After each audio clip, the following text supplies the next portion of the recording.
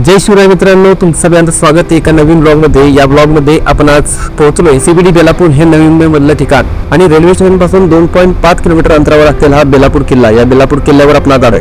कधी कधी काय होतं ना की आपण लोणावळा मुंबईपर्यंत फिरून येतो, परंतु आपल्या जवळ असलेले किल्ले आपण बघायचं विसरून जातो। प्रत्येक किल्ल्याला इतिहास आहे, तसाच या किल्ल्याचा सुद्धा मोठा इतिहास आहे। तर इतिहास आपण जाणून घेणार आहे।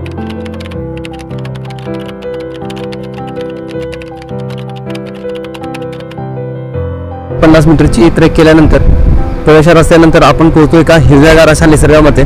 तो निसर्ग तुम्ही माझ्या बाजूला बघताय आणि हा निसर्ग आहे तो बेलापूर किल्ल्याचा, कारण की हा किल्ला जो आहे तो सुरक्षित ठेवण्यात आलाय। गडाच्या या मुख्य दरवाजापाशी आपल्याला बुरुज बघायला भेटतो। हा बुरुज आता पडक्या अवस्थेमध्ये असला तरी पण त्याचं जे कार्य होतं ते नक्कीच त्यावेळी खूप मोठं असणार आहे। या बुरुजामध्ये शिरल्यावर आपल्याला असे या भिंती दिसतात। भिंतींच्या खाली छत्रपती शिवाजी महाराजांची मूर्ती, एक महादेवाचं शिवलिंग आणि एक नंदीची मूर्ती आपल्याला बघायला भेटते। गेल्या वेळीचा दीपोत्सव आपण याच ठिकाणी मनवला होता आणि त्यावेळी सुद्धा खूप मजा आली होती। खूप सारे शिवभक्त येऊन या ठिकाणाची काळजी घेत असतात, त्यामुळे हे किल्ले अजून सुद्धा जिवंत आहेत।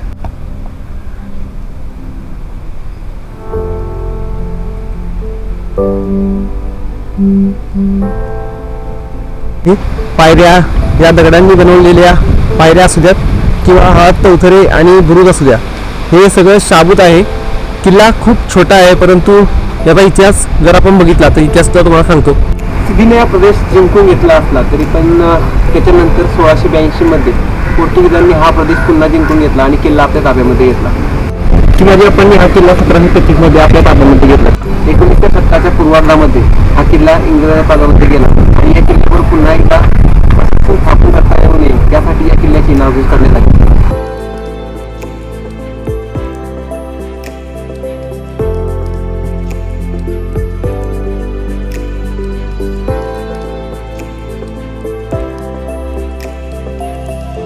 बघा, सगळ्या बाजूला जरी अर्बनायझेशन झालं असतं ना तरी पण हा किल्ला जो आहे तो अजून सुद्धा जपून ठेवण्यात आला आहे। याबद्दल पुरातत्व विभागाचे आणि महाराष्ट्र शासनाचे आभार। परंतु आता हा किल्ला पूर्णपणे जरी उद्ध्वस्त असला तरी पण काही अवशेष आपला या किल्ल्याचा इतिहास सांगून जातात। या ठिकाणी 4 तुकड्या ज्या राहिल्या जायच्या त्यांचे अवशेष आपल्याला इथं बघायला भेटतात, कारण की या ठिकाणी खोल्यांचे आणि पुरातत्व राजवाड्यांचे अवशेष आपल्याला अजून सुद्धा।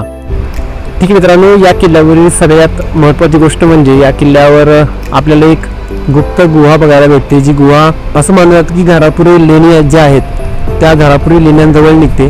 ती गुहा याच ठिकाणी असावी असं आपल्याला वाटतं। त्या ठिकाणी आपण पाण्याचा हौद बघितला होता ना, त्या ठिकाणावरून लेफ्ट साईडला आल्यावर या ठिकाणी एक पायऱ्यांचा मार्ग आपल्याला एका खड्ड्यामध्ये बघायला दिसतो। हा खड्डा बहुतांश एका गुहेचा असावा असं भासतंय।